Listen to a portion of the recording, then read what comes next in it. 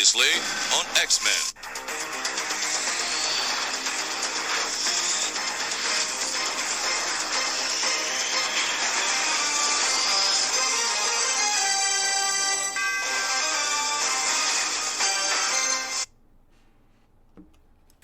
Previously on X-Men.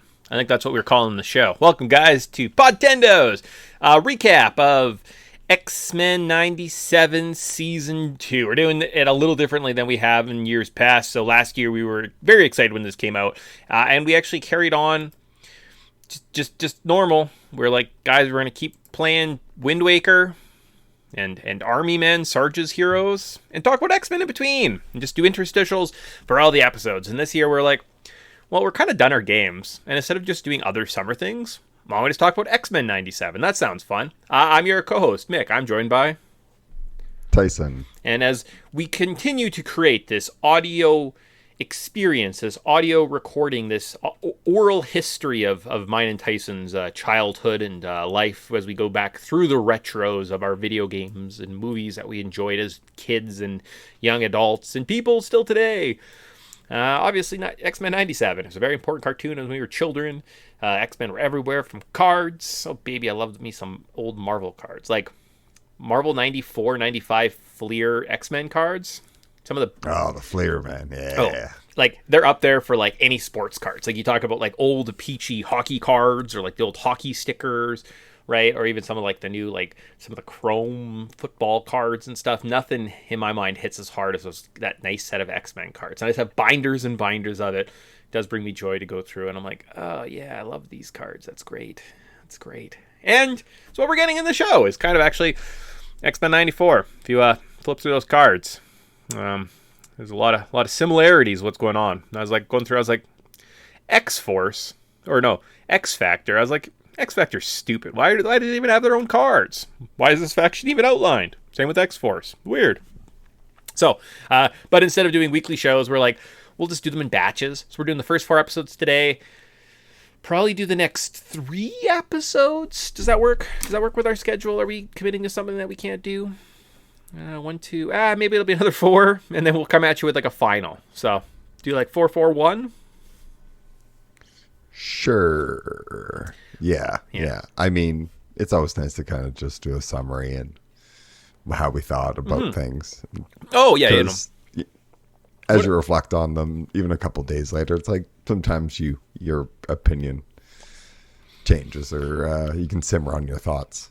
Well, and going through and listening to our first season, so if you go back and, like I said, listen to, it's just a plethora of shows. We did 9 episodes. We did like 1 and 2, and then we kind of basically did weekly. We were recording during the week, maybe the Saturday or something like that, to try and get them out as quick as possible, to do more of like reaction podcasts. That's not what we do. We're more of a retrospective. We sit on things for a bit. So that's why I wasn't too plussed about trying to get these out and recorded. I was like, take our time. It's fine. And really, yeah. I think they hold up better, actually, if we wait a second, because so much of the first season had to do with speculation. What's happening? What's the next story? Where's this story going, right? And it was kind of like prophesizing. So even between episodes 3 and 4, right, they're 2-parters. Are the X-Men dead? What happens? And the conclusion is, yes, they're unfazed. not phased at all. Oh, okay, perfect. Okay.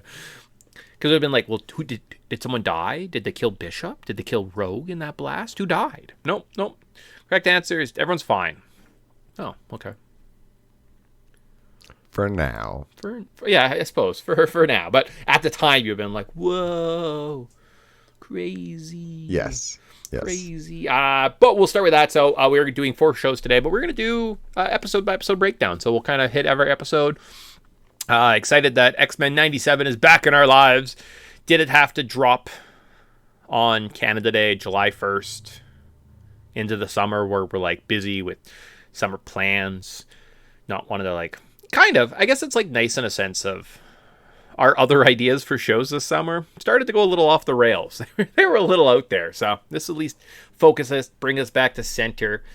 Yeah, enjoying the show return. The season is still hitting us hard. You know, it has some highs and some lows, but I think it's doing a pretty cool, good job so far. I think I like season 1 a little bit more, but maybe that's also just like I like the stories, and they hit us. Wow. It's just a different way of doing Yeah. it. Like I feel like this has had a bit more of a like whole story through it. Obviously, people are just doing different things, but it's about getting the X-Men back to the present because they got thrown through time in 2 different groups. So, yeah, no, I like how they're handling it. I like a little bit more more focused. That's kind of like when I look back at season 2 and I'm like, yeah, we did just have random. There was just like a quick random plot in 2 episodes, and then it was resolved, and then we moved on. It's like interesting, like so. Yeah, just different pacing. Yeah, so. And going back and watching, let's say, season 1, I would say that there are some through lines that as you watch the season as a whole become quite obvious, right? So like when you know the full scope, the full story that they're trying to tell, everything just seems a lot more poignant, right? So even from Scott has some comments about, right at the beginning, he has a comment, and it's a through line for the whole series where he says, I wish the professor would have taught me how to be a parent or like how to be a leader. He never taught that. And Storm replies, that's not something you're taught. It's something it's learned, Scott. And as the story continues and his relationship with Madeline and Jean change, and he like realizes that Nathan, his son he sent into the future, is actually Cable.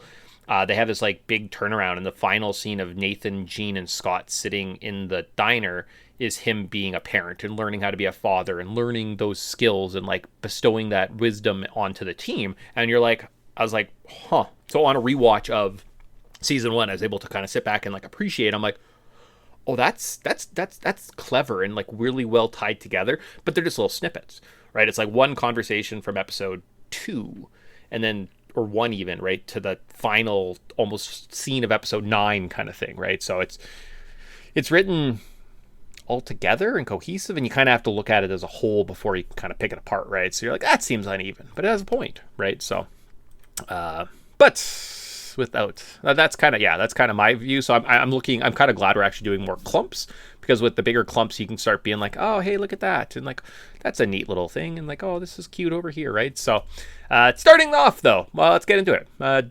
Episode 1, season 2, episode 1, Days of Past Future. Oh, so clever.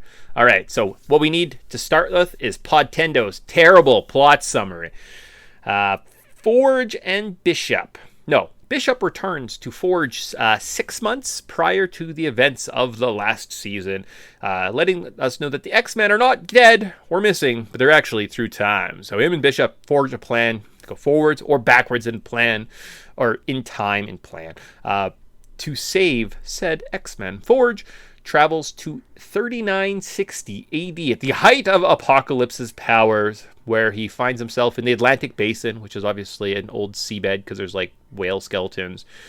Some T-1000s or T-900s or 800s, whatever they're called, show up to attack Forge. He's saved by Wolverine, Storm, and Morph, to find that they've also been living with the clan Ascani and a young Cable in the future, where Cyclops and Jean have been carefully training Nathan to become the soldier that he is meant to be. Knowing that their time is at an end, Jean and Cyclops make a play to escape with Nathan so they can take him out into the wasteland, raise him by themselves, inadvertently getting caught by Apocalypse and his 4 horsemen. And I guess his main acolyte, which is named, is Ozymandias, right? The stone guy? I think so, yeah. Yeah, the stone guy. Being taken to Apocalypse's citadel aboard a Mach 3 traveling magnetically, I don't know, whatever Forge says, train towards the citadel. They have to power up Mother Ascani's dead ship with uses of Storms, summoning a solar flare to provide the ship with energy so that they can catch the ship, board it. In the meantime, Nathan has already bypassed his like suppression collar, because apparently I guess he's that powerful, escapes his bonds, frees mom and dad. They have kind of a battle on the train with some of the soldiers or some of like the robots, the horsemen. The X-Men show up, make quick work of the horsemen before crashing into Apocalypse's citadel. Apocalypse must travel back to the 1990s, where the X-Men are the most vulnerable to attack them. Meanwhile, Nathan frees all the enslaved mutants, thus fulfilling the prophecy. And then, and that's how the episode ends. Finn. Well, that's a lie. The episode ends actually with Nathan going up, getting his like robot arm flashed to Cable in the 1990s, hanging out with Cyclops and Archangel, recruiting a team to take down Apocalypse. So not so terrible. I went through, but again, I didn't write anything down. So I was like, I think that's everything. I think that sounds about right. About everything. Cool. So with that, we end the review. So we say, what is our favorite part? Oh, baby. What was your favorite part of the first episode of season 2 of X-Men 97?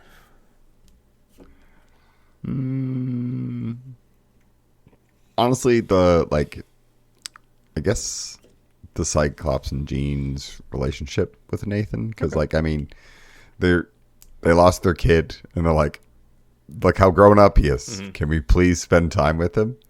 It's like, nah, you guys gotta go. It's like, I could see how that, because at that, when Forge essentially arrives, he's like, okay, sweet, let's get out of here. And they're like, man, Forge, you sure are efficient in your job. I wonder how it's going with Bishop. Yeah, and we got a Psylocke sighting. I'm happy. It was a good episode. I really liked it. Actually, it was like I always just love having Morph around. Mm-hmm. So I'm sure that will show in my rankings. Yeah. Because, man, it when he just quickly switched into Thor, I was like, wait, what? Yeah. And I had to every rewind time. And double check. You caught me, you son of a gun. And then I was like, as soon as I saw Thor, I was like, I have to rewind because I don't remember this. And they switches in the back into Morph. I was like, oh, thank God. Yeah.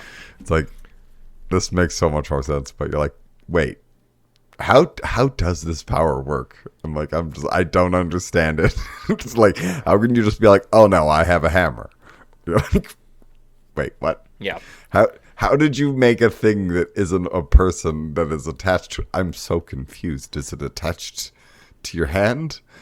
I have so many questions. Yeah. So, no, great episode. A lot of fun. Time travel. It's always good. I think Apocalypse is kind of underwhelming in this episode. Certainly. So, yeah, it's kind of more of you just get the presence of this is the power of the apocalypse, right? You see all the mutants' bodies laying in a pile, the hands reaching out of the bars as they ascend the Citadel, right? As Herald comes to give him news, and you kind of get a sense of the despair and the pain that he's brought to this world, right? I think that's shown pretty well, to be honest with you.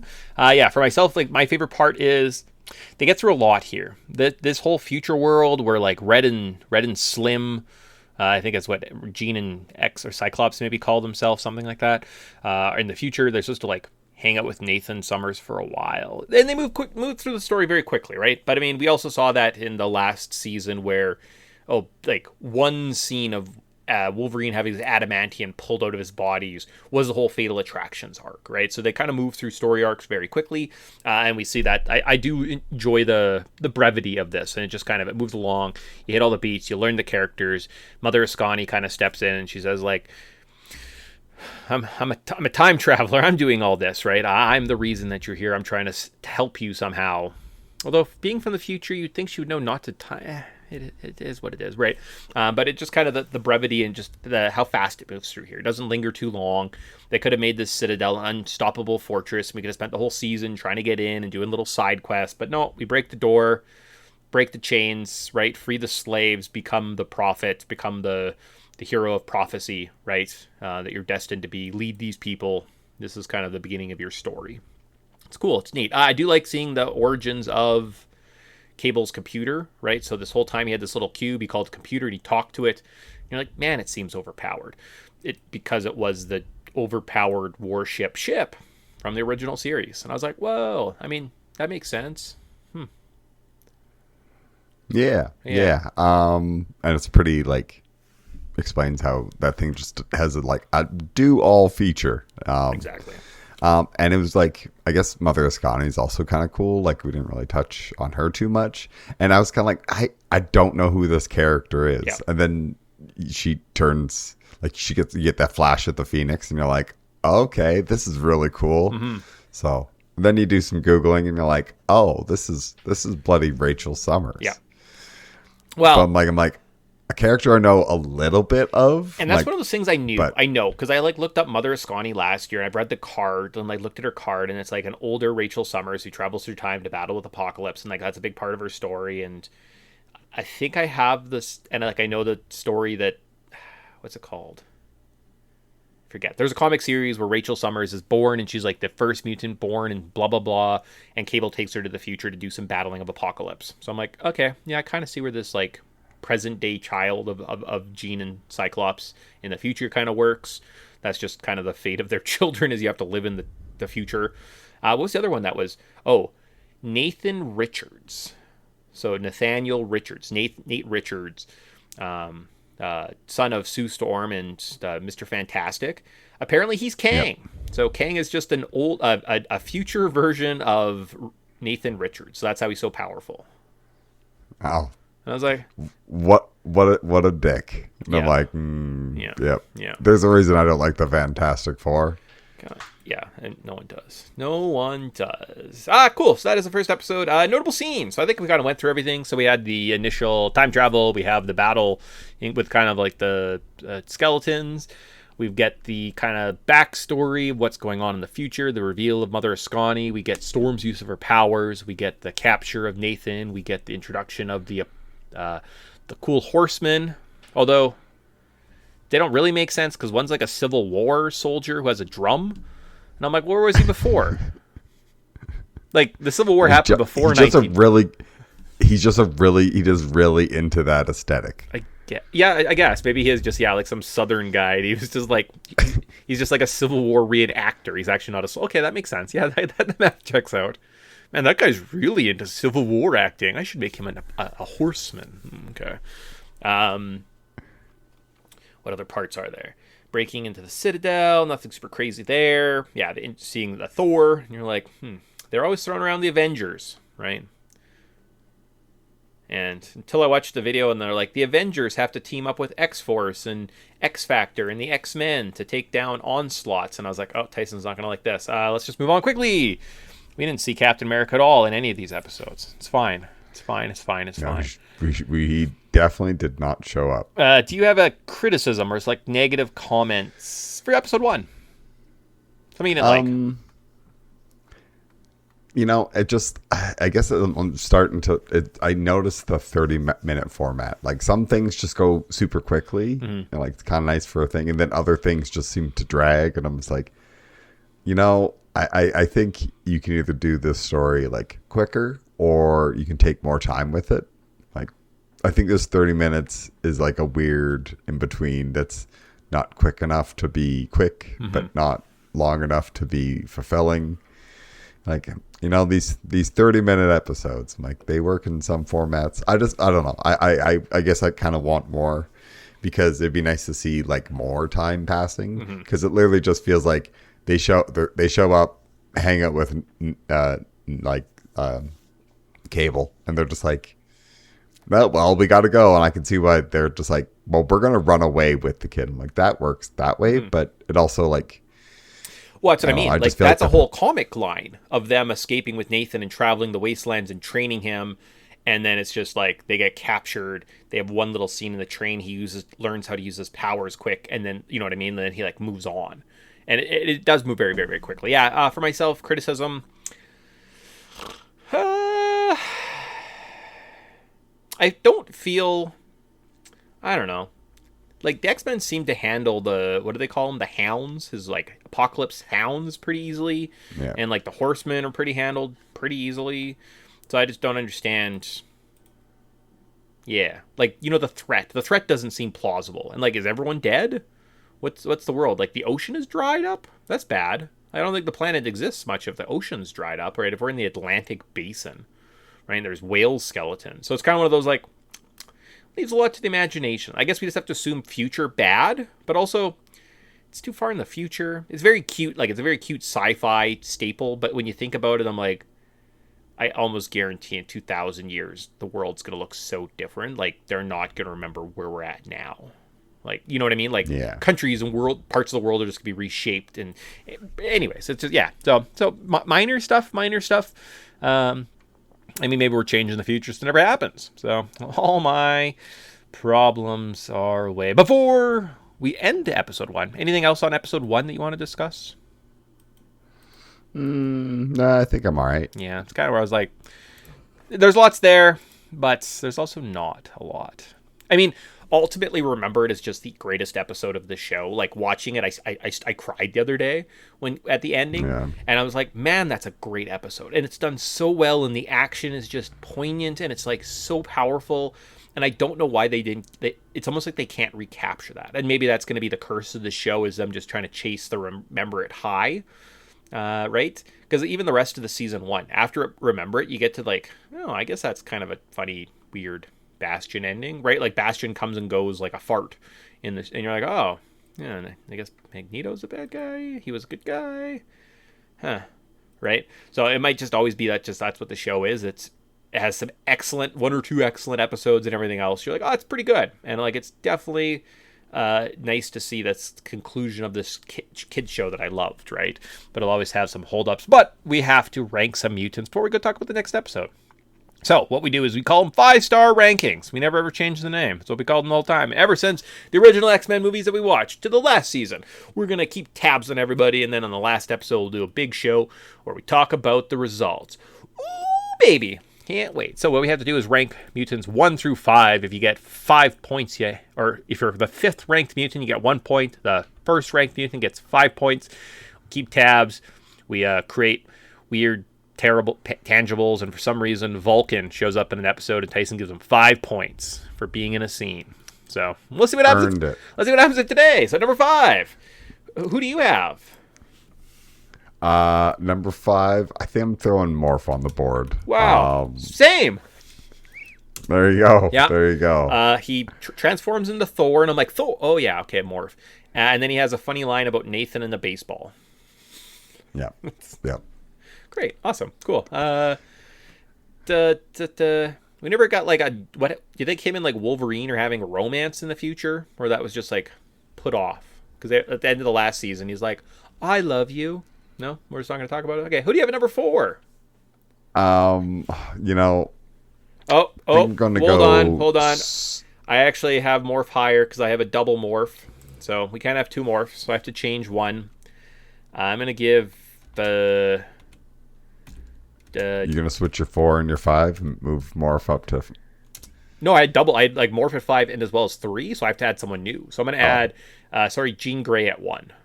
Her teaching Nathan how to control his powers was pretty cool. Yeah. Yeah. Or Mother Scawny. Do I like Mother Scawny better? Yeah, I think I'm gonna give it. She's a cool she has like a pretty cool setup. And okay, Mother Scawny, Phoenix, and and we know it's Rachel Summer, so she's gonna get 1 point because I have to Google who you were. So that's kind of cool. Who do you have at number 4? I'm kind of thinking I want to put Storm on here. Okay. Just because she has a pretty epic scene. Yeah.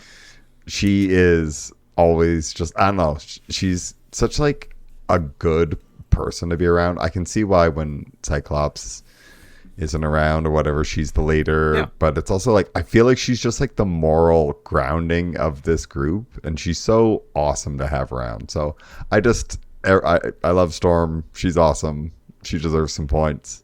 Without her literally creating a bloody, a solar flare? It's she is ridiculously powerful. It's so bonkers. Her power scaling is just out of the world. Her being literally on the team versus her not being on the team is just oh no, they can just do incredible things. Because spoilers for the future episodes that we're going to talk about in a little bit. It's the team that goes to the past, if they have Storm, different story. Yeah. But because they don't have Storm, they're well, we're kind of reliant on Omega level threat. There you go. It's Omega levels, right? Yeah, so you see that the reality warping abilities that she possesses, right? So, or the cosmic level abilities. You think about that. To be able to control the weather, you do have to be able to control elements of the sun. You almost have to be in control of, right? and winds and like it is one of those things you think about. You're like, to be able to actually do that, it's a fun power in saying, but you're like, oh my god, the things you can command is crazy. Storm at number 4 gets 2 points. I have Storm higher up on my list, so maybe in the future we'll do this like that style. We'll talk about it the second time. Oh, yeah. Actually, write them down. Yeah. Or just as you say it, I'll be like, oh, I've got her higher up. We'll talk about her then. I have at number 4 Cyclops. Do you have Cyclops higher? I do. Okay. I do. Okay, so we'll talk about him later. So then that gets us number 3. So number 3, I have Morph. We already talked about Morph. Morph's great. He has a baseball joke. I do have a number 3. I'm throwing Psylocke on the list. She shows up, makes an appearance. I don't care. She's getting points. All right. I knew that was coming, so I did not include her on my list. But Mother Ascani got a point, so that's pretty exciting. At number 2, who do you have at number 2? I guess I'm going to put Cyclops here. Okay. I mean, I like, he doesn't really have any big standout stuff, but it's kind of like him and Jean's kind of relationship with Cable. I feel like unfortunately Jean just doesn't get a lot of things to say. It seems to be Cyclops saying and kind of leading their decisions, and Jean just kind of agreeing. I'm like, wish we would have handled this. Maybe that's my argument, is like, I feel like their partnership is like more of like, well, someone needs to say the things. And I'm like, I wish we had more time with this so we could flush this out. And it's not just like, I feel like Jean's getting left behind again. Please don't do this. There was just a lot going on with future events, with the actual plot that, they didn't get to spend. Again, they don't spend a lot of time in these emotional concepts. And I had Cyclops on my list at number 4 because, I wanted to have that emotional tie between mother and child, or parents and child. And it's done quickly. It's a couple scenes. Can we say goodbye to him? Jean controls the arm. They have that scene. I gave it to him because I thought his point of, your mother has unstoppable psychic powers and my kinetic blasts are darn near unstoppable. That means you're one of those power, he like gives him like this pump up speech, and you see him kind of like, okay, I can like turn off this mutant power. That's how, or this mutant quality. That's how strong I am, right? Like you can't restrain my abilities. So that was pretty cool. And that's why I gave him 4 points. So cool. At number 2, I have Cable. So I'm just going to call Nathan, young Nathan, and old Nathan, same guy, Cable. Cable's number 2. Do you have Cable higher on your list? Yeah, he's my number 1. Oh, okay. I'm like, I am so fascinated. Who's your number 1? But yes, Cable. This is like a Cable origin story. It's something we've always kind of like speculated as kids, and for them to just like give it to us, I was like, okay, this is very satisfying. I like getting this like kind of origin because we haven't had it in any form besides the comics. Glad we're kind of like addressing it and showing it. Like this is so satisfying. So to start season 2 off with Cable's origin, something we've always wanted for a long time or kind of been fascinated by, I'm like, sick, very cool, super happy about it, love it. Yeah, and I mean, you see the ability, like we've kind of mentioned a couple times, he turns off his mutant restraint collar, which has been like a crippling thing. No one is like, you put it on you, every mutant is just nerfed, right? Doesn't matter who you are. You get to see that the abilities that, again, if he wasn't born with the techno-organic virus, right? And you got to be like Nathan Gray, I think is Nathan Summers, or like X-Man from like the Age of Apocalypse comics. You just become insanely powerful, right? Like a mega level, beyond almost a mega level power. So you see parts of that. You see him kind of a man of the plan. We see the origin of his arms. We learn about where he gets his computer or ship comes from. And I'm like, oh yeah, that's cute. And it's this nice kind of facsimile with like the power that's bestowed upon Apocalypse from the Celestials, and Cable has his celestial ties, and it's like very cute. It's very neat. It's great symmetry, protagonist, antagonist. That's great. The person I put top of my list was Storm. Using your powers to control the sun is just goddamn. And I love her jingle. As soon as it like the music kicks on and you get that piano melody, and I'm like, fuck yeah. And I thought that was the single greatest use of mutant powers in this episode. Right, getting to power up the ship and just that ability, and kind of learning that she is a hero, and she is like, Mother Ascani looks up to her because in her time, and you just get that, and you feel that ability from Storm. And I think the greatest use of powers is in fact Storm in this episode, right? So that's why she was number 1. Yeah. So sick. Yeah. So sick. Such a good scene. Like, it's just like, man, so satisfying. Glad Storm's just getting all the respect. Yeah. Yeah. Because she deserves it. Sweet. All right. So with that, we'll move on to episode 2. So a force, hear that? AI transcript thing.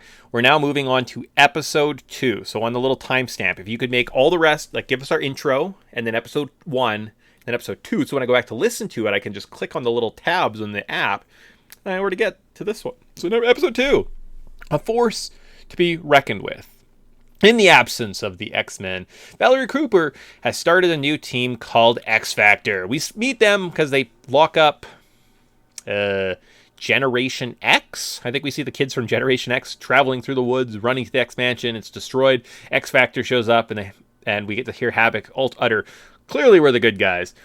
Jump to Cable recruiting Jubilee and Sunspot in an arcade, followed by a great introduction. We never talked about the introduction in the first episode, so we could talk about that now, I guess, a little bit. And we get X-Force. It's no longer X-Men, it is X-Force.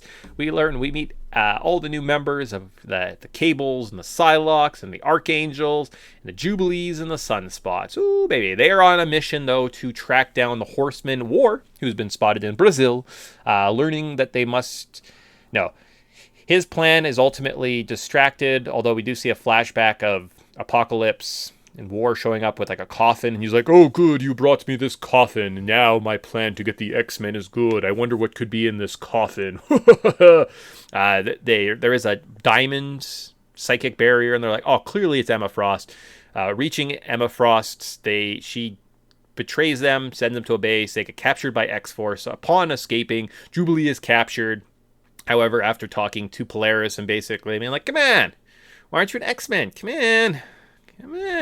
Remember, you joined us once. Come You on." knew what we stood for. Polaris is like, "Yeah, you're right. That's a good point. I can't argue with that logic." So helps Jubilee escape. Jubilee again has one of her cute kind of classic. I'm like, "Damn it, Jubilee, why are you so adorable?" Throws on some little volcano girls while she kicks ass as she leaves this shield level, X-Force level helicarrier flying above the city.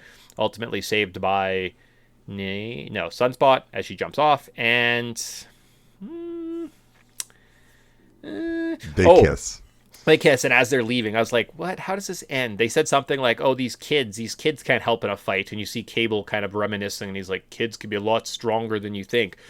Flash to the forward where he gets his arm. He learns that Scott and Jean are his parents. He learns of kind of the horrible fate of his life and how he is destined to fight Apocalypse, to become this warrior, to become this soldier, to become the chosen one, and ultimately makes the tough decision to send Jean and Scott and the other X-Men back to the 90s. So episode 2, favorite parts.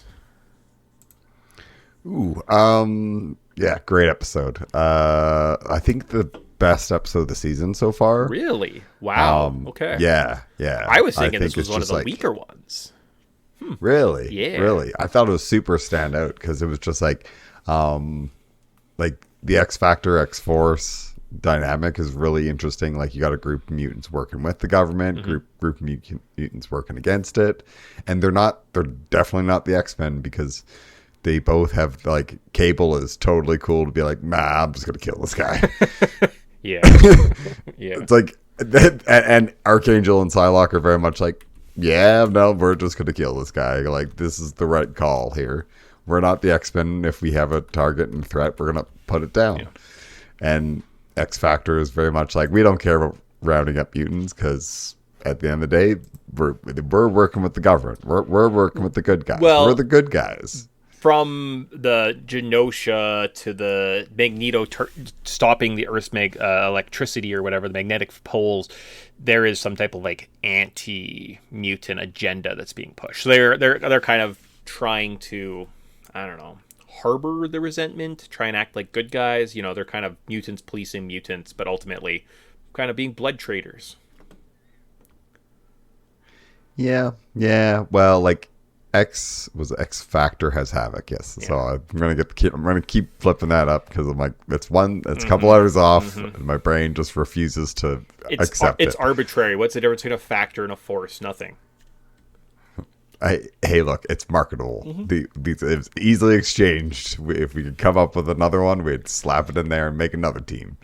But that's how we got Gen X. And yeah, it was cool seeing Gen X. I love seeing all these other side tangents. It really built out the universe. Very much so, yeah. I think like a great standout episode by Jubilee. Yep. I think like she runs away with this episode, and we actually get to see her develop from like the useless kid in episode 1 who's just like, I ran away and I was going to the arcade and now I'm kind of like useless. And she had a couple, like she'd have a scene where she would do something then maybe fall down, but it's like, no, like Polaris lets her escape, and I'm just like, whatever you do in the next like 30 seconds or whatever it is, it's like, that's all you, I can buy you some time.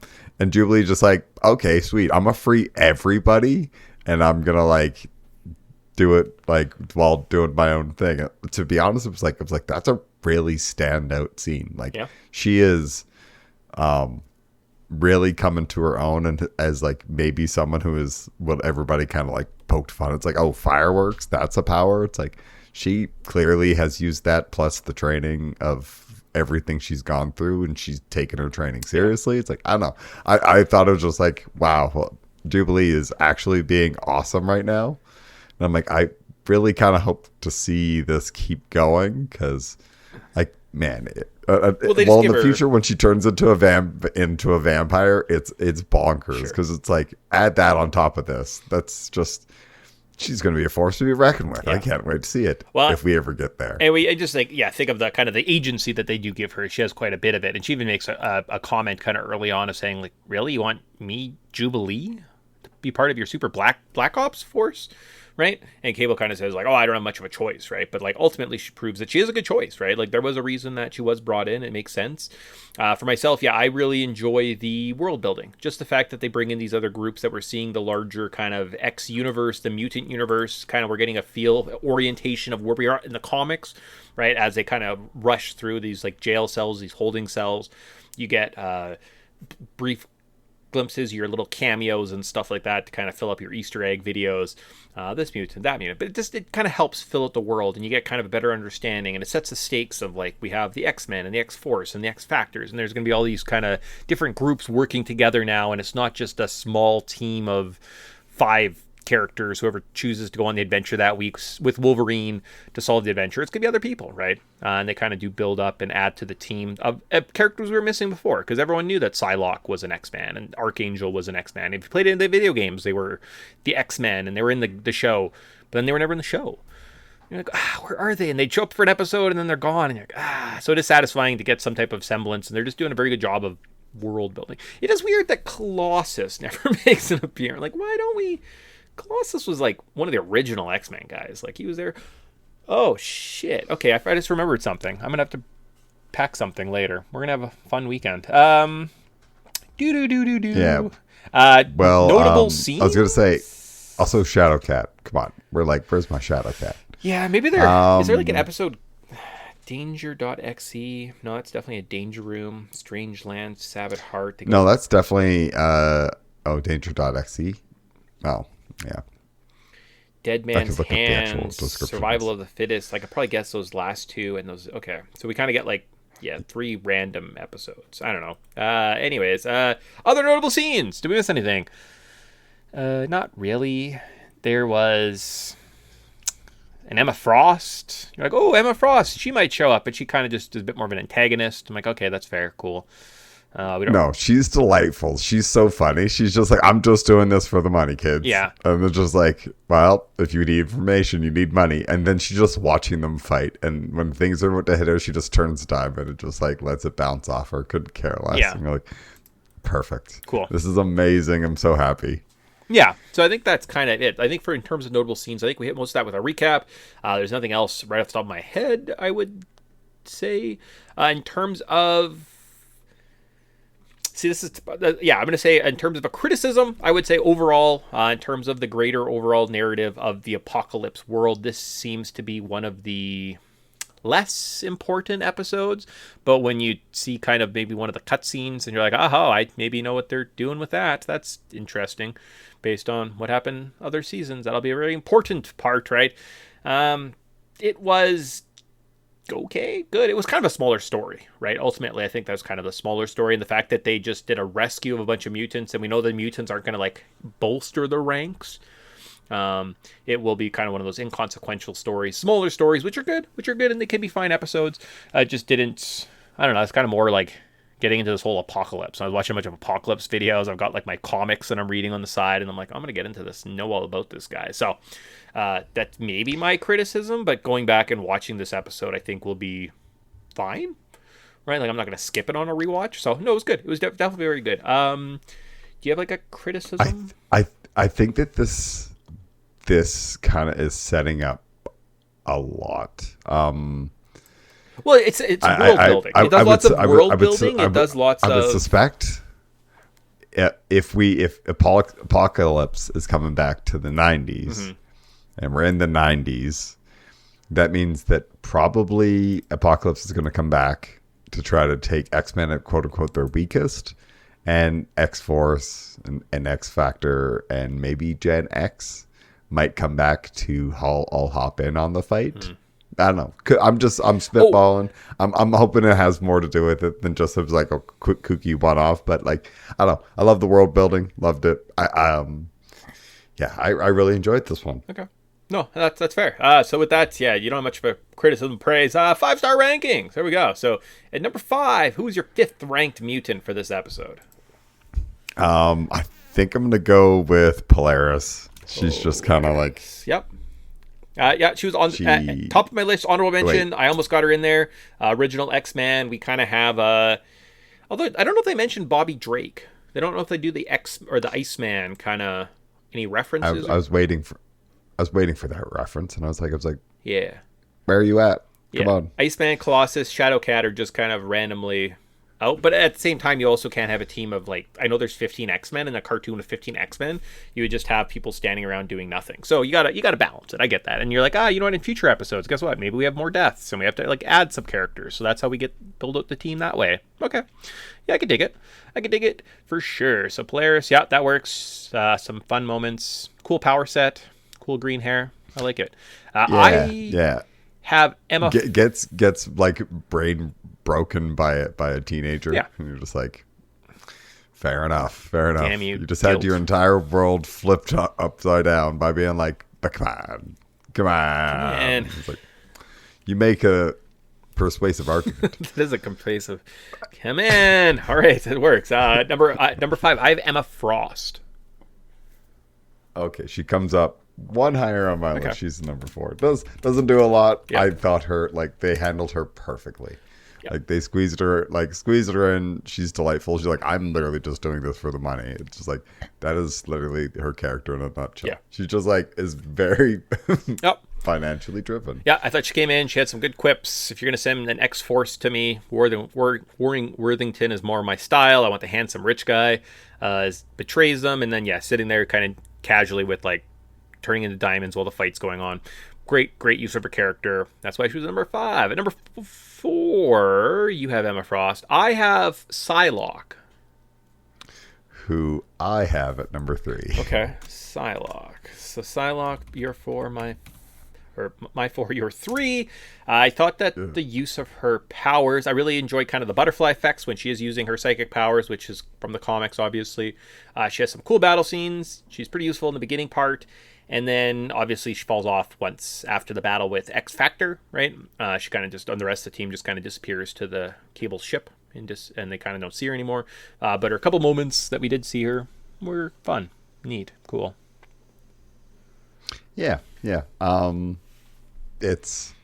I always like seeing her. She's one of my favorite X-Men. If I see her, she's getting points.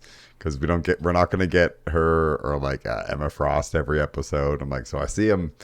You're getting points. This is how this works, because we're going to average this out over the length of it. Oh, if I don't put you on the board now, you ain't going to show up later. And your averages goes down 100%. Oh, believe me, I almost threw Nightcrawler because he was in the beginning. A couple points in some of these. But I was like, well, no, there's just so many mutants. It does seem kind of petty.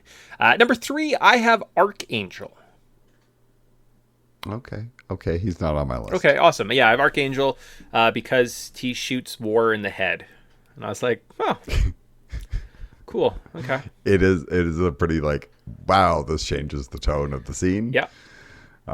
was like, But I mean, that's like the Cable's team. Yeah, like that's war. Cable's willing to kill a guy. Like Archangel's easy to willing to kill a guy. Like Psylocke's technically an assassin. yeah, yeah. That's Jubilee it. and Sunspot. You guys getting comfortable with this yet? Let's find out. Number 2, who do you have? I have Cable. Yeah, same. He's awesome. Yeah, Like he's always cool. I think does his own thing, and because of how he grew up and like this whole like having to deal with Apocalypse literally his whole life and still dealing with it. Like he's a really interesting character, and I love to see him kind of running his own team. And yeah, I don't know. I think he also is a good leader because he's just like, no, I don't need to do like you're capable of doing these own things, and he says like the right thing at the right moment. Like he says what Jubilee kind of needs to hear, I guess. Sure. So. Okay. Yeah. I think the fact that we've seen him before, be a soldier, work with a team, right? But it was only in the future where we have his son Tyler thrown into the mix. So it's nice to kind of see present day against the wall. How would he operate in this kind of modern society, right? How would he be kind of a leader? How would he kind of go about? And you see this someone who's been through stuff, who knows what the effects of war, what the costs of doing business are, right? As you're a soldier, kind of comes to the forefront, right? He is there. He has that kind of cute tie-in to the past episode with his arm. Oh, Cable. Number 1, who do you have?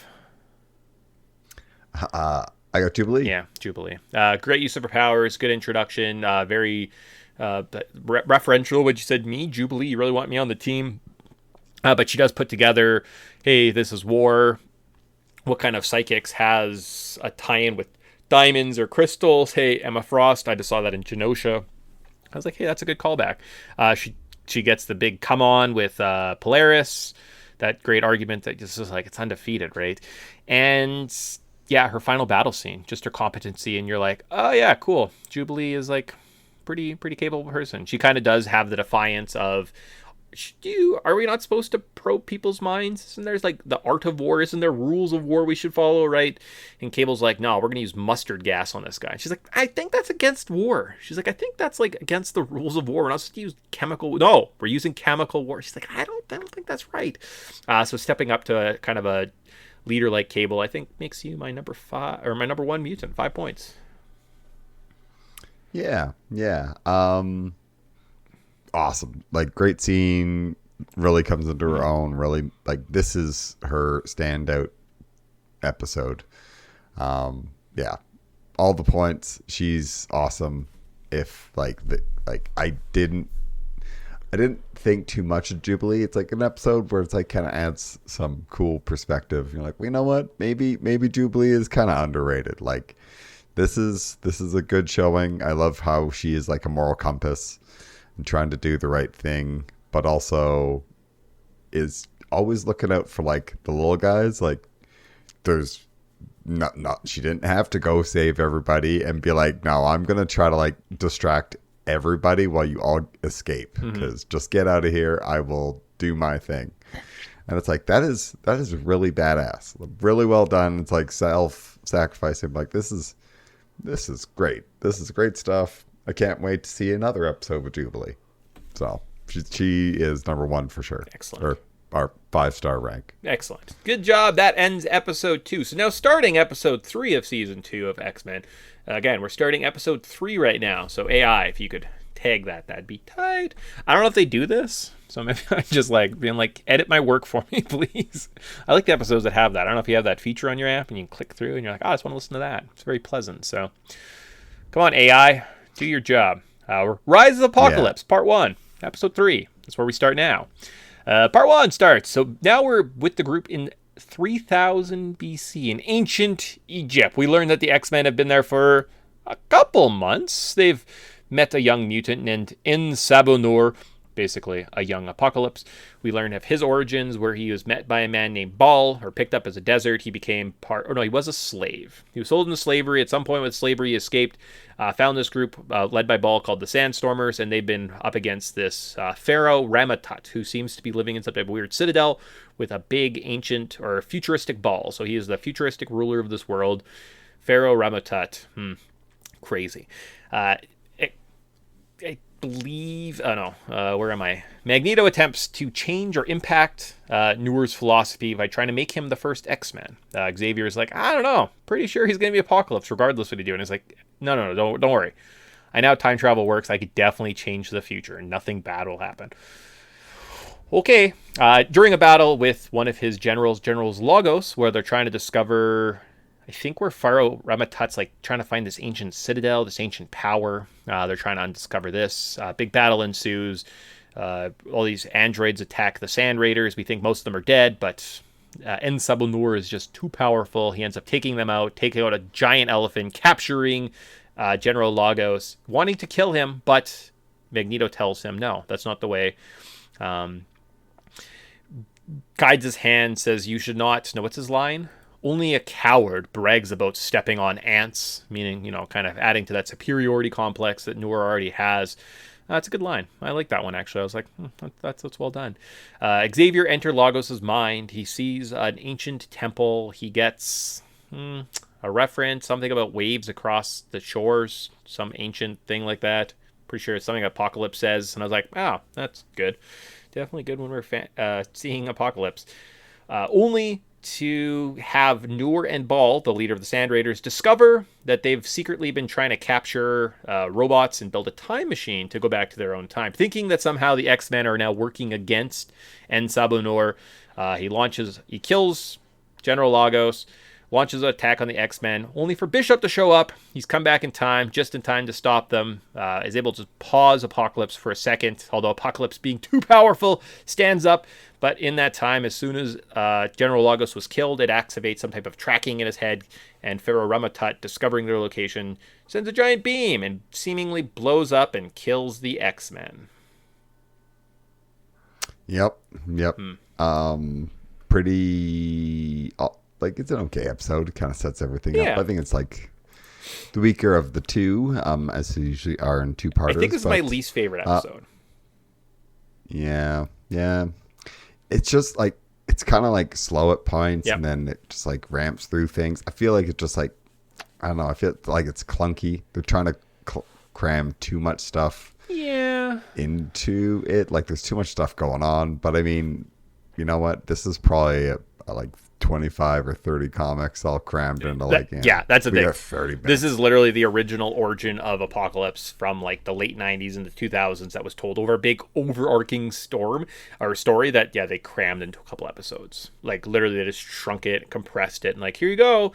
Cool, awesome. We kind of need to know, we never really knew Apocalypse. We knew of him in the original series, right? So kind of learning a little bit of his origins is neat and cool. And like, I'm like, I get it. I get what you're doing, right? So that's cool. That's great that you're establishing this character. Maybe they don't take out Apocalypse, right?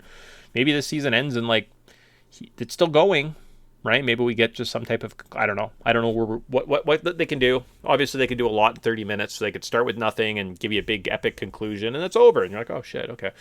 So favorite part for myself of this episode.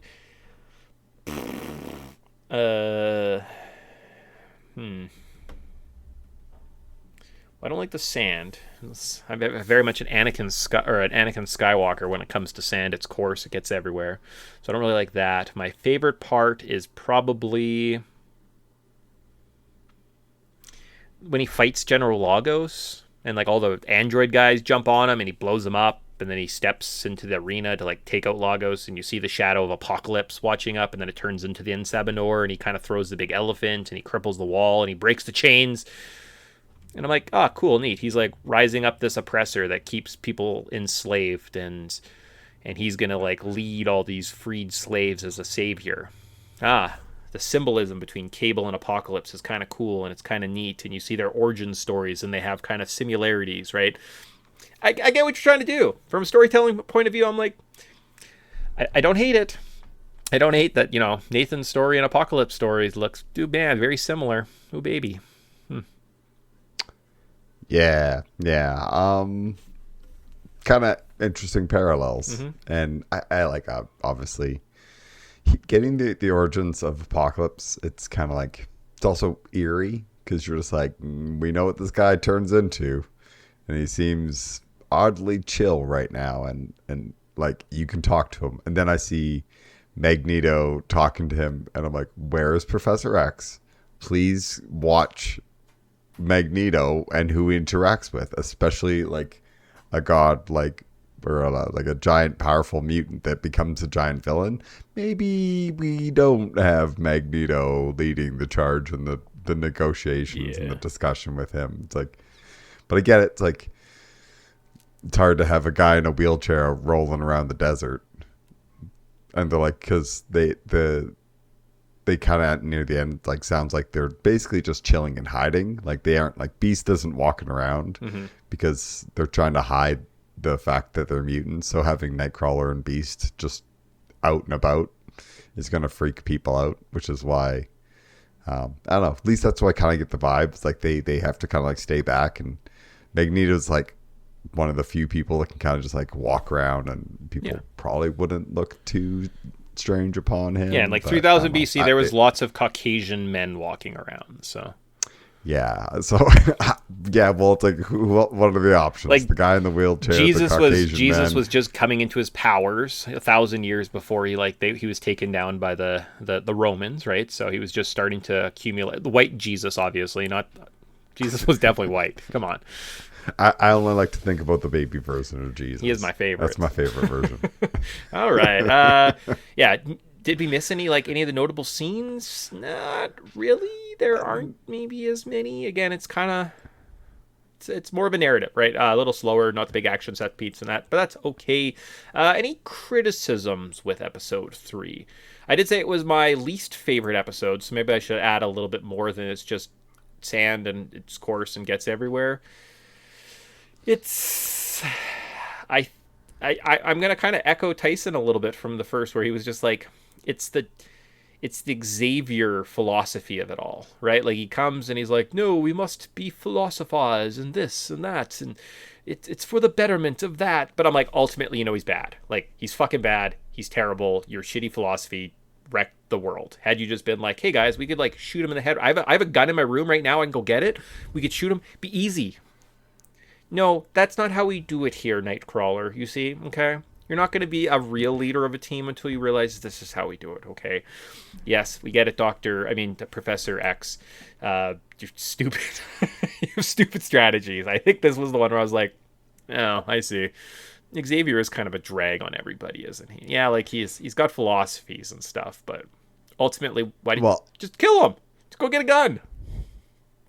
Compare this to how Cable and what was it, X Factor operates, or X Force, right? Yeah. So it's like, there's a problem, shoot him in the head, just be done with it. And honestly, because Xavier's like, no, you should keep General Lagos around, I'm like, in fact, this just creates so many more problems. And I'm like,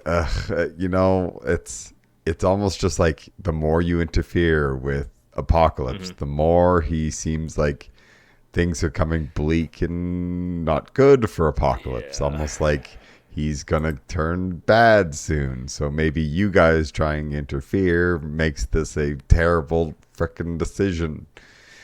Especially when you have like, I'm gonna like bitch about nobody following my philosophy while I sit over here and do nothing. Well, it is, like, God, you're useless. Yeah, and it is. I find that too. I'm just like, oh God, it's just that constant. I just wish, yeah, Professor X. I get it. I was like, well, hopefully he gets his comeuppance, and I was like, I don't think this is the way to approach it. So hopefully it's like it's proven to him that he was kind of a dickhead at this point. But we'll see. We'll see. 5-star rankings for this episode. Oh, baby. Who do you have as your 5th ranked mutant for episode 3? I think I'm going to throw some points at Nightcrawler. Okay. You're getting some points here today. Excellent. Usually I didn't do too much, but I like him. Okay. Yeah. He's one of those guys where I'm like, I'm kind of got slim pickings here, so you're getting points today, buddy. I have him up a little higher on my list. I have Magneto at 5. Okay. Yeah, I was debating putting him at a little higher in the list. Okay. I think. Yeah. So you have him higher. Yes. Okay. Yes. Who do you have at number 4?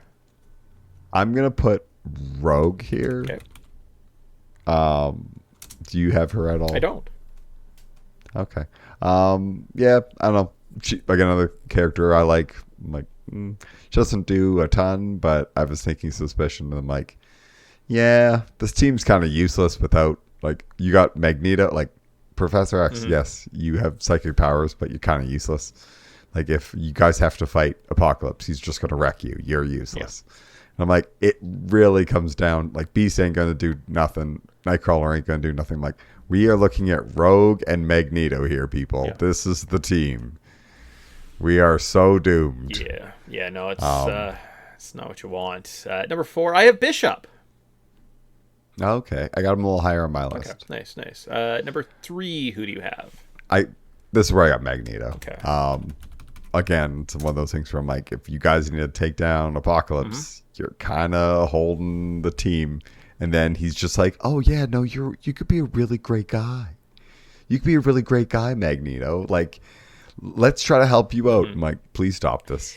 Please stop this. Well, and like, yeah, and right now, like, everything I know about time travel, you're making me scared. Stop this. You could be affecting the future in ways you have no idea. Please stop this. Well, and this is one of those episodes where, well, not one of those, but there's like one of those things where Magneto's so interesting. So in the original cartoon, he's like campy villain, and then he kind of has a bit of a face turn, and then he kind of becomes a heel again at some point, and then by the end of the season he's just a broken old man, and he really does nothing until he kind of shows up at the end, and he's like, he could be a villain or a bad guy, we don't know, but ultimately becomes an ally, only for him to kind of be a hero, a redemption, have this like weird hero arc in the end of the first season, and then he kind of has this triumphant, I'm going to be the leader of Genosha, to I'm just straight up killing all the humans because screw them, I hate them, they suck, right?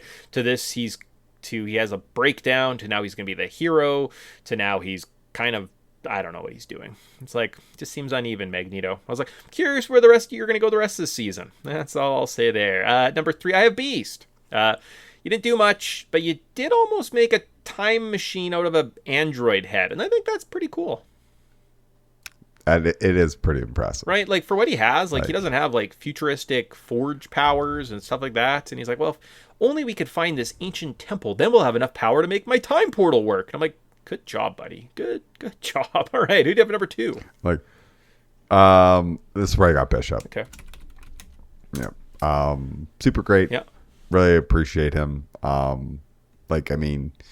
Without him, they are so stranded. They are so stranded. And to be honest, like, I don't know, having Bishop on the team makes me feel a little bit more at ease whenever you're around Apocalypse. And you're just like, he's dealt with him in the past. And honestly, he can take a heck of a lot of damage. He can deal a heck of a lot of damage. He knows he's following the right time travel rules. He's the only one that I'm like, okay, thank you. Yeah. We are trying to keep established, like, if you ever travel back in the past, don't touch anything. It's true. Like, it's... Yeah, him and Jubilee watching The Simpsons really helped them survive. 100%. 100%. They just need to watch that one episode. We're gonna learn a lot of lessons here. Come on.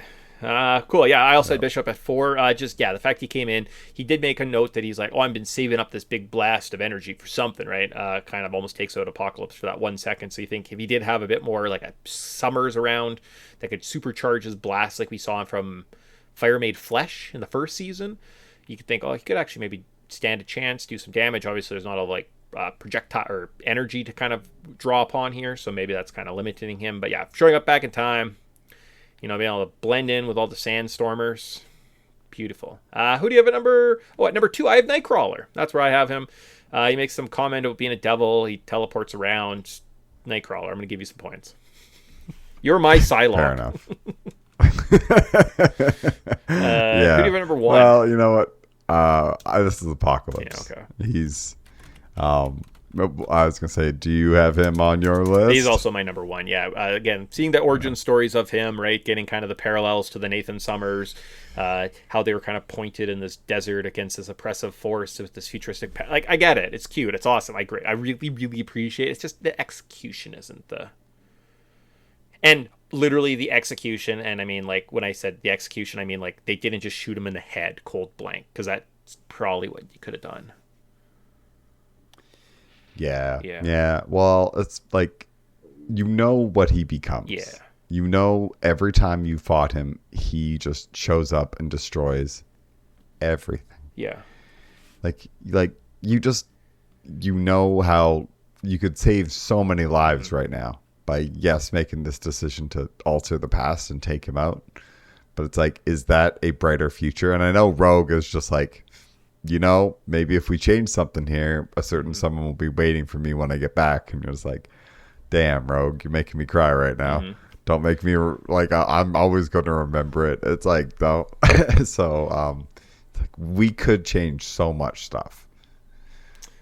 Like, if in a world without Apocalypse, the X-Men, yeah, maybe, who knows? Maybe they are just regular people. And I guess maybe maybe there's like a chance where you like squint and you're like, well, they didn't change anything because they didn't know the effects of the future, right? Like, I think that's discussed in the next episode where Nightcrawler is kind of sitting there and he's like, you don't know what forces you're dealing with, right? Like, any change could destroy our future altogether. We could stop existing. So like, why are we screwing around with? So maybe that's why they also held their hand and didn't execute. But no, Apocalypse, you're my number one. You didn't do much in this episode. What if you do more in the second episode? And then you get more points. It's impossible. 5 is the most points you get. Final episode. Episode 4. Yeah. Cool. Rise of Apocalypse. Part 2. So, Magneto. Don't worry, guys. He protected the X-Men from the blast. And Noor, he didn't even need the blast. Bald eyes, but he's just like, I had nothing, and I'm fine. It's good. Xavier is able to step up and say, actually, what we're trying to do was, we're actually from the future. We're just trying to get home. We're trying to find this ancient power. We can help you find this ancient power and fight Rama Tut to free Egypt. And you could be this great power. Okay, perfect. They use this. Somehow they learn about a constellation. Maybe it's in someone's head. Some image. He recognizes it as a constellation as they travel across the desert, just the X-Men and Apocalypse, to try and find this fallen celestial ship. They settle at night at the base of this temple. I don't really understand how it works. They're just going across the desert and there's some stars and it flashes and all of a sudden they're in this like different dimension. No. Yeah, I thought it was like them. It was like affecting them or something. Or like if you walk a certain way, it's like hidden. It's like a mirage. I don't really understand it. It seems like it's a kind of a disjointed, like it's a floating temple in the sky. I was like, okay, I don't know how we got here, but we're here. There, they set up for camp for the night. We have a discussion between Rogue and Apocalypse where she says, I hope you can love someone because I love someone. He's very important to me and like he's just so great. And he's like, I'm gonna make note of that. You love someone who died. And this would be like, if I really wanted to stick it to you and just like be a dick to the X-Men, I should remember this. Like, I'm like, God damn it, Apocalypse, you fucking asshole. Rama Tut visits Charles Xavier with some type of cerebral device in the night. He has kind of a funny moment where he looks at the screen. He kind of makes some gestures. He talks about how he's all being. He is the future. He is the end. He is Immortus. He is Bender. He is Kang. He is Nathan. Richards. He's everybody. Oh, baby. He is the guy. They follow into the temple. They split up. Beast, Magneto, Rogue, Nightcrawler, I think goes maybe with Nightcrawler. Goes one way. They discover that this ship is actually the ship from season 1, episode 12, Obsession of the X-Men, where they use Apocalypse's futuristic warship that has celestial technology against him, send them in outer space, takes them out for a little bit. And they're like, oh, that's bad. Meanwhile, Professor X and Bishop and Apocalypse show up in this chamber. Apocalypse just kind of rolls up and they're like, oh, it's almost like you know where you're going. And he's like, or I'm destined to know. They end up in a chamber that essentially shows Apocalypse rising, the X-Men all standing around him, fulfilling this prophecy that that Apocalypse at some point was supposed to enter this chamber and gain all this power.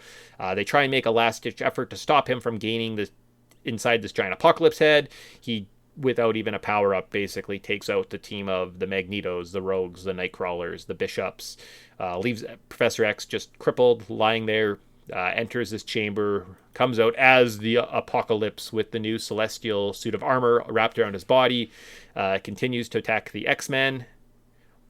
But they... how do they go back in time? Do they like stop him, or does him becoming Apocalypse, he just like leaves for a second? No, so Beast got it up and running or something. The X-Men fight Nur, but failing to stop him from becoming one with the technology, becoming Apocalypse, Magneto takes the blame and sends them back to the future. Oh, okay. So yeah, so as he becomes Apocalypse, Magneto throws the time bombs on everybody, activates them, doesn't include one himself, sends everyone to the back to the future. They all fly through time, except for Xavier, who clings to a Magneto, pleading, "Please do not kill yourself or kill Apocalypse. That's bad." Apocalypse then fights them. Magneto makes one last effort to stop ship that's now destroying this temple, and in doing so, sends Professor X out of the ship, sends Apocalypse out of the ship, almost dies, crashes in the desert, and then we see Apocalypse standing above Magneto's crippled body, calls him an ant, shoots him, before not stepping on Charles, only for Bishop to show up a little bit later and take a crying, broken Professor X back to the future. Na-na-na-na. Yep. Then we get a post-credit scene where Wolverine gets a file from Captain America and Black Widow on Weapon X. Nice. And he says might be saying that he's getting the old band back together. Ooh, baby. Can't wait to see Maverick next episode. Oh man, come on! I'd be so happy. But back to the episode. Yeah. This is one of the standout episodes for this season so far. So good, man. They just they can deliver these endings with just like such a gut punch, and then they just like leave it hanging, and you're like, well done. That's very well done. Like Magneto. Absolutely like devastating. So my favorite part of this whole episode is like just Magneto and his like the whole like stand against Apocalypse and the stopping the giant battle or the giant black hole essentially that got created, and just like literally just being like, oh, I'm gonna hinder Apocalypse. Yes, he's gonna win, but he is not gonna be able to like have unlimited technology. He's just going to be able to wander around and just help. Like he does so much to almost like set the future up and save it. Because if we just left Apocalypse roaming around like the X-Men do, it's just like, well, he has so much, like he's this like ship that can just create black holes. Who is ever going to stop him? It's like he needs to be somewhat limited just for the timeline to somewhat work. And without Magneto being like, no, I'm just going to give everything I have. At any point, I'm going to potentially die and I'm going to go for it because I need to make up for this. And you're like, again, Magneto does the wrong thing sometimes, but he learns from it. He's a fascinating character. Like, I can see why the X-Men series has always been so strong, because it's not just like, I don't know, Batman and the Joker were just like always good and evil. It's like the Joker never like flip-flops between maybe having a moral compass. It's like the interesting point of like X-Men is like the good guys have a philosophy and it has its flaws, and the bad guys have a philosophy and it has their flaws. And they both like those flaws are like, they learn from them, they grow, they move forward. And it's like, I don't know, love the X-Men. What the heck? Like, what an episode. Yeah. So freaking good. Yeah, I also like this episode too. I thought this one, as well as the first episode, I thought they were good. Again, we're getting the conclusions. Yeah, I see where we're going. We get the cables, we get the Apocalypse, we got to get both sides of the coin. Cool intro, cool setup. More action, more intrigue. I did kind of enjoy the Ramatut of it, the king of it, right? His introduction, just kind of the greater world. And each episode kind of almost has like a different point, right? Where we kind of said, we learn about the Jubilees and kind of the establishment of like what the 90s character is going to be in episode 2. And this really sets up just the scope and the scale of what's kind of happening with the apocalypse and where does his powers come from, and hints of the Eternals and the Ramatuts and this greater Marvel verse that kind of breaks through the scenes just a little bit in this episode. And I really like that kind of the scope, the scale, and just like the force that is Apocalypse, right? Like, how are we even going to stand a chance against this guy? Before he even gets his armor, he's almost a formidable force, and these X-Men can barely touch him, right? Like, Rogue's landing a punch and he's knocking her down. He's breaking at Nightcrawler's arms. He's throwing Bishop aside, right? And just kind of single-handedly running through them. So, the force that is Apocalypse is very, very prevalent, and more so than any of the other episodes. Even when he's like a giant guy walking around the city, he always seemed kind of goofy. But this one, you really feel that he has kind of that force, that appeal, that precision. At some point, too, I don't know where I heard this, but I heard somewhere that in the Marvel Universe, the Celestials somehow came to Earth, and they did something, or they died, and part of the Celestial DNA entered the human race, and it just lay dormant until the 1900s or something, when the mutant gene started waking up in the human race. So that's where mutants come from, is it's some type of celestial coating on our DNA that finally awoke these mutants. So we're kind of a byproduct of the Celestials being on Earth. I could see that, and I mean, I think, and that's why it's kind of disappointing where the Eternals, the Eternals are just the worst movie, and they're kind of shitty, and you're like, you guys should have been more of an important part of the story.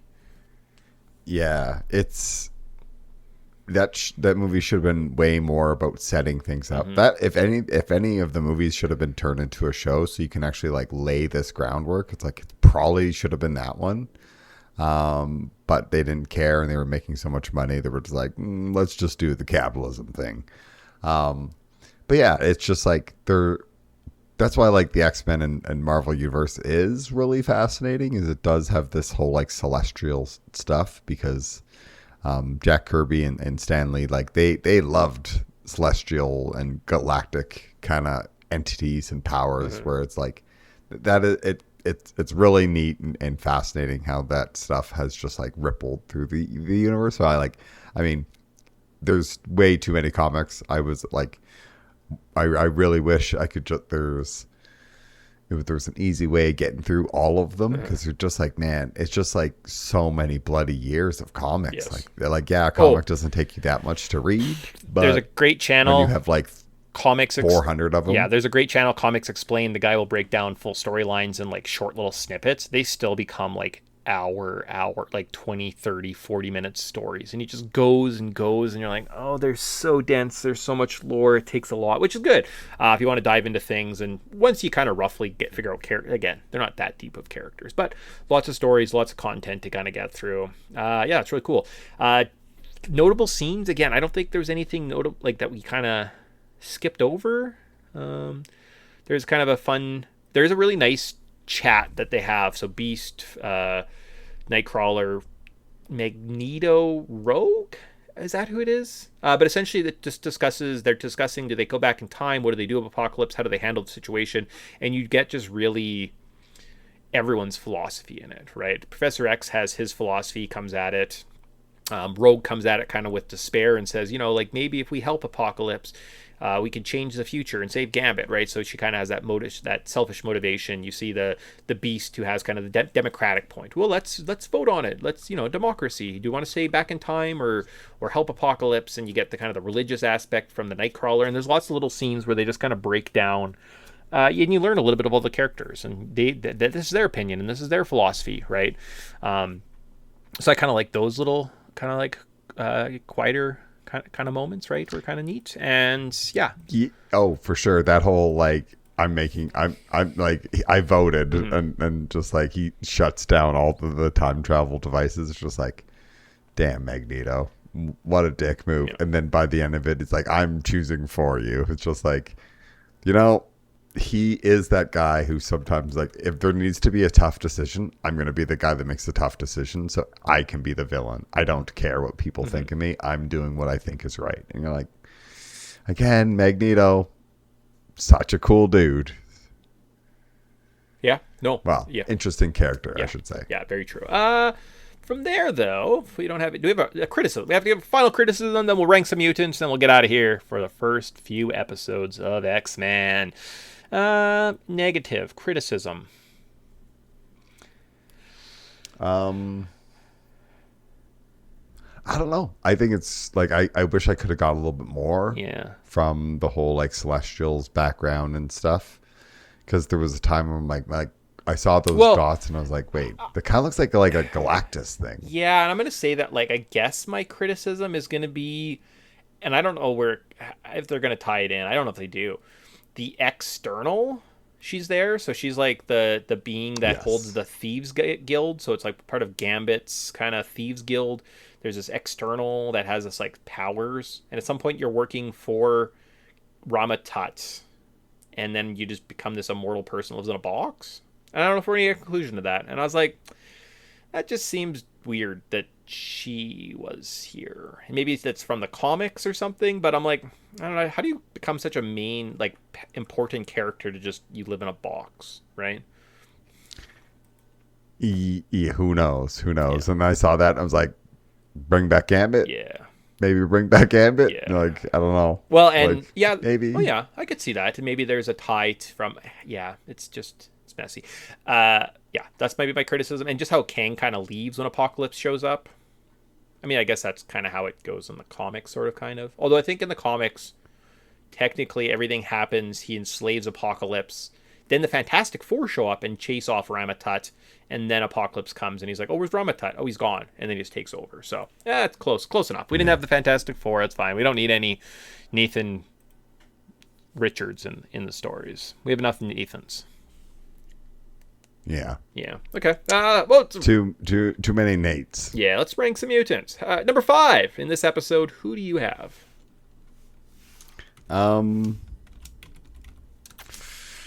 Bishop. Okay. I'm throwing a name out there, right. Mike. I got Bishop one spot higher, but only because I actively changed it just right now after talking about this list. So no, actually, Bishop, you're my number 5 as well. There you go. Yeah. There you go. Cool. Doesn't do anything too crazy. I like that he's untrustworthy of Apocalypse, and when you see him at the end, when they're walking through the ship, he has his gun fixed on Apocalypse the whole time because he's like, I don't trust this guy. You're right. You shouldn't trust him. Yes. Okay. Yes. You seem like you know where you're going. Well, it seems to be calling to me. Oh, you're like, good. This is not good. Professor X, what have you done? Cool. Like, who do you have number 4? I think I'm gonna go Professor X. Okay. Kind of underwhelming in the fight every time he keeps trying to go after, like Apocalypse. I'll use my brain. Quit screaming. Yeah. He just and then he falls out of his chair. Oh. And you're like, oh, geez, and you're like, God, you're just useless. Yeah. And then instead of I'm like, does he not have telekinesis? I'm like, is it only telepathy?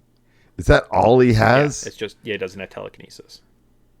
And you're like, but man, he's like the most powerful not telekinesis. That's maybe telepathy. He is the most powerful telepath. That's why he can freeze rooms and stuff and move through them. Other people can't do that. So yeah. No, telepathic telekinesis and a genius level intellect. Oh, maybe that's how the chair hovers. So he can move stuff. No. So again, obviously maybe it's weaker, but there's so many times where I'm like, just try anything. Yeah. When Magneto is just being held there, and you're like, try to move him, do something, do an attack, you useless idiot. Uh-huh. Oh God, I hate him. Yeah. So he's number 4. Okay. He's important to the plot, but man, I just hate that character. That's fair. Yeah, at number 4, I have Kang. So we see Kang the Conqueror. King Rama-Tut's kind of making his appearance back from the multiverse. That was supposed to be where we're going, right? I think he was supposed to be the next kind of villain before Doomsday kind of came, right? So Kang, he's still in the show. He has kind of cool moments. He comes and he talks and he chats with Professor X and he says, how about I show you this? And I'm not that bad. And Apocalypse is worse. And I could stop him. And he has kind of a fun moment where he talks to the screen and I was like, it's cool use. And then he jumps in his little ship and he puts on his stupid little pink mask. And I was like, hey, it's Kang the Conqueror. Cool. Takes off. Great. Awesome. What a weird guy. Also, you seem more powerful. Like, it seems like you shouldn't be that scared of a warship. Right? Like, it kind of almost seems like he's not powerful. I'm genuinely baffled. That's why he's not on my list, because Yeah. I'm like, this is a weird rendition of this character where he's like, I have this big, powerful... well, Apocalypse is active. I'm going to go find another time where he's not active, and I'm going to go rule that. And you're like, as a conqueror, you sure seem to just turn tail and run. I guess, like, at least put up some sort of a fight. And maybe it's... You just launched a giant laser in like 3 seconds. Well, because you're like, oh, ha, I got this. I mean, Celestials are like top tier god level. So technically Apocalypse now has the power of a god, and maybe Kang doesn't have the power. I mean, that's what he wanted, was the godlike powers. And once you have celestial powers, he's like, oh, he's a threat to me. So maybe that's what it is. Okay. I mean, his ship can make black holes and destroy every atom in a city. So, okay. Cool. Who do you have at number 3? I am throwing Wolverine on here. Okay. Don't get him a lot, but man, I'm excited. Okay. So I think this is usually my joke slot. Perfect. That's great, because I was going to say I have Black Widow. I imagine we're going to see lots of her. It's great. No, kidding. I have Nightcrawler. Nice, he teleported. nice. He didn't die. Every time you don't die, I'm really excited, because if you die, I'm like, I can't watch this show anymore. So you just broke your arm, but then you were fine. So yeah, I get scared for him. Yeah. I'm like, please just don't hurt him. Yeah, don't teleport When they into a break his sword. arm. I'm like, yeah, please just make sure he's safe. He gets home. Okay, good. Excellent. Protect him. Yeah, perfect. Who do you have at number 2? Apocalypse. Okay. Yep. He is threatening. He is so bloody threatening. Mm-hmm. He's such an incredible villain, and he just like, no, I'm just gonna go full evil. That like I'm gonna have power. I'm gonna be a god. I don't care. Yeah. And you're just like, well, shit. Yeah. For myself, I probably our 1 and 2 are just flipped. So I have Magneto at number 2. Okay, interesting. Yeah. So I'll speak. Apocalypse, I have at number 1. I gave him the 5 stars of this one. Just the fact that we do see kind of once he starts walking and he knows where he's going, and he kind of comes up onto the pedestal, and he's able to understand that the X-Men were trying to defeat him, right? Destroy him. They were trying to take away from his greatness. They were trying to eliminate this threat. They weren't being honest with him. He realizes his destiny, and just before he even gets the Apocalypse armor, you just see the strength, and you understand kind of the threat that Insubinur is. And then obviously once he gets his armor, he becomes relentless, right? And when it's just Magneto and Professor X at the end battling him one-on-one, you're like, oh, he is just so formidable. You would need several teams of mutants just to stand a chance of kind of like laying damage on this guy, right? So, and then obviously the ending where he kind of grabs Magneto, pulls him up, atomizes him, blows him apart. It's cool. It's great. It's very, very threatening. And then Magneto, I have as number 2. Who do you have at number 1? Magneto. Perfect. Yeah. Of course. So final thralls, we do get some of his philosophy. He is understanding that he made a mistake, right? He kind of saves the X-Men. He says, I made a promise that I wasn't going to let you guys, I was going to send you back in time. He stays to kind of clean up the mess. Even though he gets stabbed by Apocalypse, he's able to kind of heal himself, stop a black hole. That blast alone doesn't even kill him, right? He ends up still in the desert, kind of close to Professor X, where probably could have made it, right? Had Bishop shown up and taken him back to the future, and it wasn't until he was kind of atomized and gone from the story forever. We'll see him ever again. Ever, for never, ever. Forever, ever. And then this is the part where we start talking about what we think's going to happen and where we think it's going to go, but we're like, I mean, it's not like his subconscious was intertwined with Professor X at the start of the last season, and with him being dead, and this like disturbance and this now aggression that Professor X is now feeling towards Apocalypse is going to cause any type of weird fractional power. No. Yeah, it's not like we're going to see an onslaught of power coming our way between the Magnetos and the Professor X weird warped minds. No, but also just reading the episode titles, I don't think that's coming. Okay, so do you want me to run through it? Because I actually have some summaries for the coming episodes. Then they're just like quick little blurbs. Sure. So, episode 5, Weapon X Lies in DVDs. Wolverine, Morph, and a motley crew of old rivals face off against Weapon X's latest experiment. Okay. So are we looking like Danger. Albert? Or maybe like a Weapon X or like a X-23? X-23, maybe? Yeah. Okay. Who knows? Then Danger.exe. Former X-Men Polaris returns to Xavier's mansion just as a new threat emerges on campus. Okay. So, Okay. Strange Land and Savage Heart. X-Men travel to the Savage Land and are surprised to find a familiar face. Yeah, that could be like Dead Man's Hand. X-Men confront a ghost from their past. Mm-hmm. And then Survival of the Fittest. X-Men are pushed to their limits as their past comes back to haunt them. So, Okay. take from that what you will. Obviously, we're going to get a little bit of a side tangent. Like, I feel like the Weapon X Lies in DVDs is going to be like a Wolverine-centered one.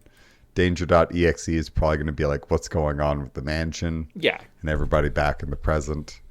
And then randomly we go to the Savage Land. Now, why would we be going to the Savage Land? I'm like, we're going to go try to talk to bloody Sinister. I'm like, I have a sneaking suspicion we're going to get a Sinister. We haven't seen him in so long.